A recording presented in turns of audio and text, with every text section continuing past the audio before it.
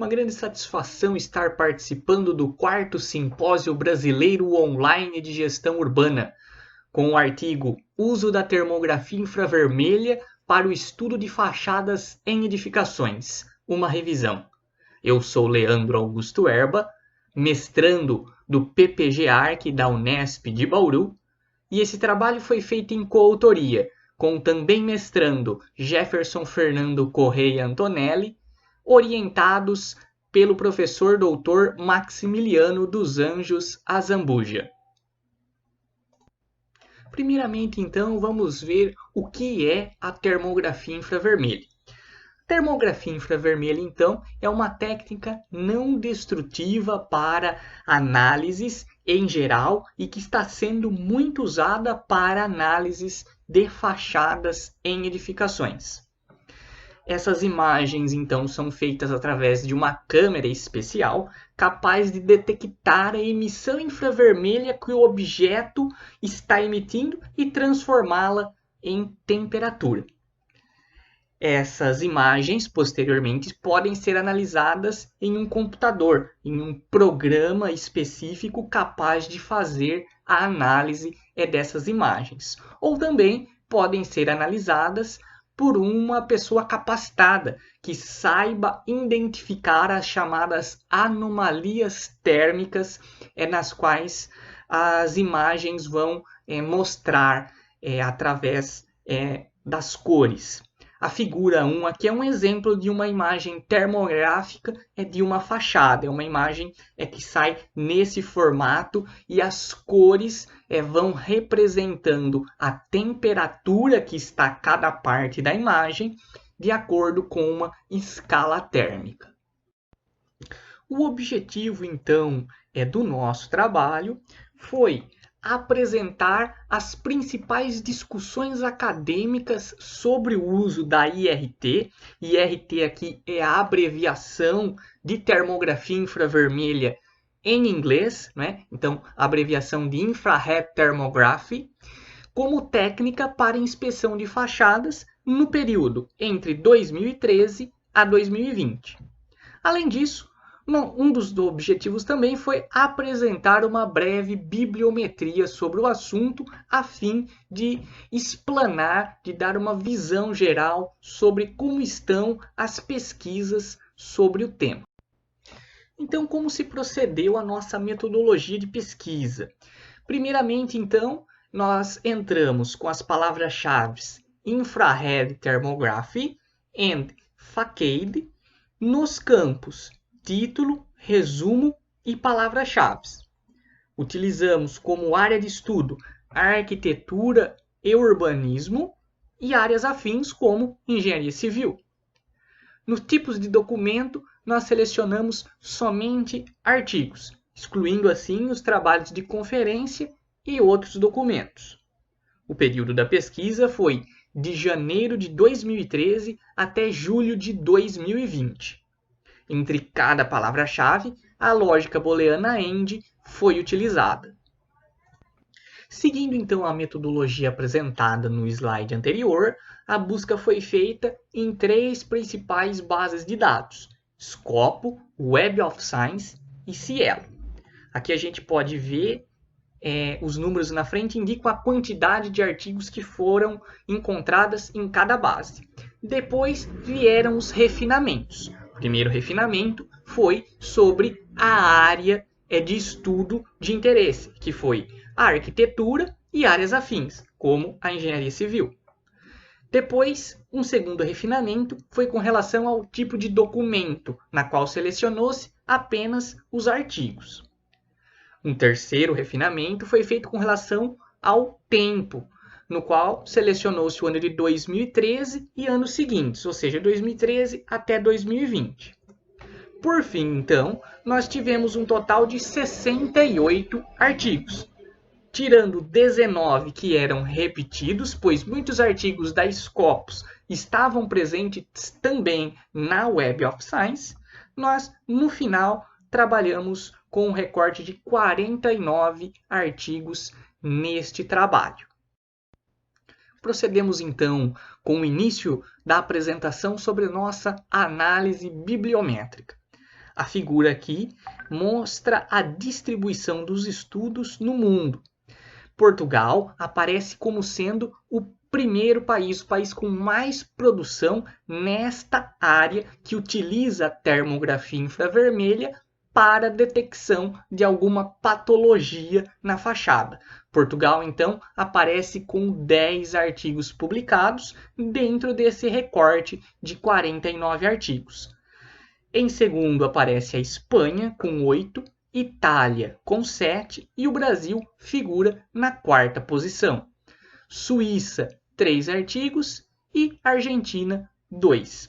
Vale fazer a ressalva que, para a construção deste gráfico, foram utilizados os países que obtiveram, no mínimo, 2 artigos publicados sobre o tema. Uma ferramenta importante também para a análise bibliométrica é a construção da nuvem de palavras, das palavras-chave mais utilizadas pelos autores destes 49 artigos. Então, a gente pode ver aqui que as palavras que aparecem em maior destaque, né, com uma fonte maior, como Energy Efficient, ou Infrared Thermography, ou ainda Building Facade, são as palavras que foram mais utilizadas pelos autores para as pesquisas que os mesmos fizeram. E por aqui a gente já tem algumas pistas que, por exemplo, Energy Efficiency foi uma palavra-chave encontrada que depois, no decorrer desta apresentação, eu vou explicar o porquê que essa palavra apareceu com tanta evidência aqui na nuvem de palavras-chave quando utilizamos essa técnica para inspeção de fachadas. Nesse gráfico, agora nós vemos a distribuição das publicações através do tempo. Então, iniciamos a nossa pesquisa no ano de 2013, e 2013 foi escolhido porque, como vocês podem ver aqui, teve apenas uma pesquisa sobre o tema, mas essa pesquisa é a pesquisa com maiores citações, tanto na base Scopus quanto na Web of Science. Portanto, uma pesquisa relevante para o tema. Por isso foi escolhido o ano de 2013 como o ano de início das nossas pesquisas sobre esse tema. A gente pode ver então que apresentou de 2013 até 2015 um crescimento bastante considerável, depois uma queda de 2015 para 2016 e um crescimento até 2018, seguido agora por uma queda de 2018 para 2019 e 2020 a pesquisa foi até o mês de julho, né? Essa linha tracejada é uma linha de tendência que mostra que há uma tendência significativa de crescimento dos estudos nesta área. A figura 5 mostra uma rede de coautoria feita através do software VozViewer, né, e que foi adaptada aqui pelos autores para demonstrar então as coautorias entre os autores, né? Quais autores estão publicando com quem, onde estão os principais autores sobre o tema, os autores que mais estão publicando, né? Os autores que são referência no tema. E aí a gente pôde achar que a pesquisadora aqui no centro, Eva Barreira, professora Eva Barreira, é a pesquisadora que tem o maior número de artigos publicados em coautoria com diversos pesquisadores ao redor do mundo. A pesquisadora Eva Barreira é portuguesa, né? Como a gente viu lá atrás na apresentação, Portugal é o país que mais publicou sobre o assunto, então é um país referência sobre o assunto. E podemos destacar também aqui o pesquisador Elton Bauer, que é um pesquisador brasileiro da Universidade de Brasília, que também tem importantes estudos sobre o nosso tema e podemos dizer que ele é o principal pesquisador brasileiro sobre esse tema. Passamos agora nesse slide a apresentar os resultados da pesquisa. A figura 6 mostra o tipo de termografia utilizada e a figura 7 mostra o local dos estudos. Há uma correlação entre o tipo de termografia utilizada e o local onde é aplicada. Então, nós temos dois tipos de termografia: a termografia ativa e a termografia passiva. Termografia ativa é quando se usa uma fonte de calor externa e artificial para aquecer a superfície na qual se está querendo tirar ali a fotografia. A termografia passiva, ela utiliza apenas a luz solar, ou seja, ela não depende de qualquer outra fonte artificial. Ela utiliza apenas a fonte natural, que é a energia solar. Então a gente pode ver que 83% dos pesquisadores optaram por fazer a termografia passiva, 10% a ativa e 7% ambas as técnicas. Podemos ver aqui na figura 7, no local dos estudos, que 90% dos estudos foram em campo. Então a correlação que a gente pôde notar é a seguinte: quando se utiliza os trabalhos em campo, se utiliza muito mais a termografia passiva, que utiliza, como já dito, a energia solar e fica muito mais fácil o trabalho. Quando a pesquisa é feita em laboratório, aí então se prefere utilizar a termografia ativa, porque no laboratório, não provendo então de iluminação natural, obviamente um lugar fechado, então se opta por fazer a termografia ativa, onde se utiliza alguma fonte de calor a fim de aquecer aquela peça, aquela painel, aquele objeto que está sendo estudado com aquele autor. Passamos agora para um importante gráfico do nosso trabalho, que diz respeito à motivação que os autores tiveram para utilizar essa técnica nos seus estudos.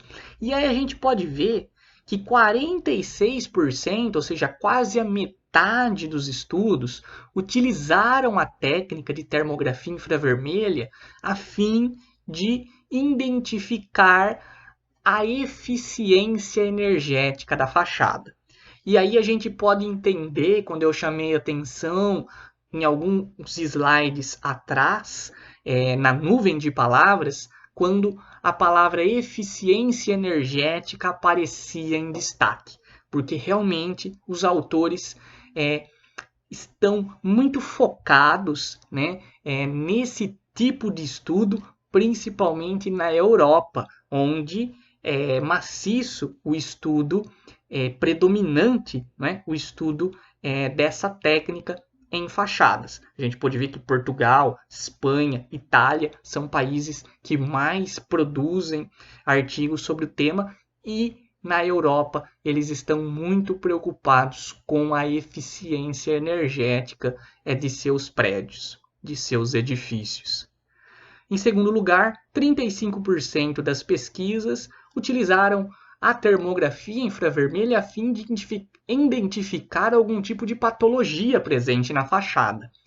13% utilizaram a fim de identificar algum tipo de umidade. E, por fim, 6% utilizaram para desenvolver algum tipo de cálculo matemático na área da física, por exemplo. Esse slide mostra os tipos de softwares mais utilizados pelos pesquisadores. A gente pode notar aqui que o software FreeTools aparece em primeiro lugar com 32% de utilização. Os outros softwares, também a gente pode notar que são 4, né, os softwares mais utilizados para esta finalidade, né? Afinal, uma das últimas etapas para a inspeção da fachada por termografia infravermelha é justamente a análise dessas imagens. E a gente pode utilizar os recursos computacionais que nos ajudam, né, nesse diagnóstico. Mas podemos ressaltar também que 15% dos pesquisadores não utilizaram nenhum tipo de software, porque também é possível fazer essa análise a olho nu. Basta, logicamente, a pessoa possuir os requisitos necessários para tal, ou seja, ser um conhecedor da análise, do diagnóstico das imagens para poder, assim, fazer um diagnóstico preciso das chamadas anomalias térmicas e, assim, verificar, né, as patologias, os defeitos, algo que não esteja de acordo naquela fachada, por exemplo. Agora a gente vai ver um pouco das normativas relativas ao uso da técnica de termografia infravermelho. A gente pode destacar aqui que 53% dos artigos analisados, né, nesse nosso estudo utilizaram a norma europeia de desempenho térmico de edifícios, justamente porque a maioria dos artigos são europeus e a finalidade maior do uso dessa técnica foi justamente para eficiência energética. Depois, com 29% de utilização, foi a norma também europeia, a norma ISO. Por fim, 4% dos artigos utilizaram a norma ASTM americana, que foram justamente artigos do continente americano, tanto dos Estados Unidos quanto do Canadá. Alguns estudos, por exemplo, o estudo da Argentina e o estudo da Malásia, utilizaram normas locais, porque esses países já possuem normativas a respeito desse assunto. E 12% dos artigos não especificou a norma que estava trabalhando no seu estudo. A grande novidade é que a ABNT lançou esse ano, no mês de fevereiro, no final do mês de fevereiro, a nossa norma brasileira sobre os ensaios por termografia infravermelho. Isso dá ao pesquisador brasileiro uma segurança maior para poder basear seus estudos numa normativa local. Entrando pela parte final, então, da nossa apresentação, a gente vai fazer agora as considerações, né? A primeira delas é que ocorreu um aumento das aplicações desta técnica de IRT nas fachadas, nas publicações de 2015 em diante. Isso foi um fato e que há sim uma tendência de alta nos estudos publicados nesta área. A segunda consideração que a gente pode fazer é que as medições em campo são expressivamente mais utilizadas do que as em laboratório. Portanto, a termografia passiva, como a gente viu, é muito mais utilizada do que a termografia ativa, até porque ela permite mais rapidez e um menor custo. Por fim, a publicação de uma norma brasileira sobre os ensaios com termografia infravermelha, ela poderá desenvolver o uso da técnica em novas pesquisas no nosso país. Isso dá ao pesquisador brasileiro uma maior base, um maior fundamento e uma maior segurança para executar essa técnica. Meu muito obrigado a todos que acompanharam a nossa apresentação até aqui e até a próxima.